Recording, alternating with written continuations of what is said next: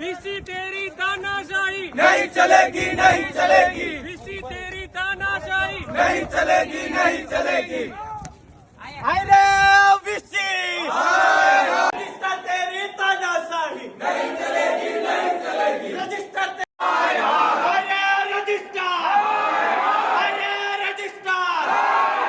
VC तेरी तानाशाही नहीं चलेगी, नहीं चलेगी, रजिस्टर तेरी तानाशाही नहीं चलेगी, नहीं चलेगी, रजिस्टर तेरी तानाशाही नहीं चलेगी, नहीं। એ શાળા જે કોલેજ સંચાલકો હોય એનો સપોર્ટ કર્યો પણ એટલું વસ્તુ ચોક્કસથી કે આ યુનિવર્સિટી સાહેબ આ વિદ્યાર્થીઓના પૈસે ચાલે છે આ જે હપ્તા ચાલુ છે કોલેજ સંચાલકો જે યુનિવર્સિટીના જે સત્તાધીશોના હપ્તા હાલે એના જ સાહેબ હાલ છે નહીં આ તમામ વિદ્યાર્થીઓ નર્સિંગના વિદ્યાર્થીઓ છે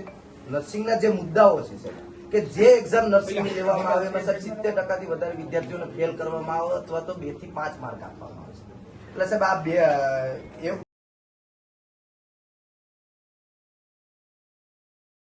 मागणी હતી ખાસ કરીને ફક્ત કવિ નર્સિંગ યુનિવર્સિટીમાં હંમેશા વિદ્યાર્થીઓને અન્યાય કરતી આવી છે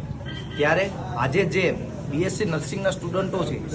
કે તેને 70%થી પણ વધારે વિદ્યાર્થીઓને ફેલ કરવામાં આવ્યા છે તો ક્યાંક ને ક્યાંક આ સેલ્ફ ફાઇનાન્સ કોલેજો દ્વારા માત્ર ને માત્ર ફી લેવામાં આવે અને વિદ્યાર્થીઓને ટાર્ગેટ કરી અને આ યુનિવર્સિટી એમને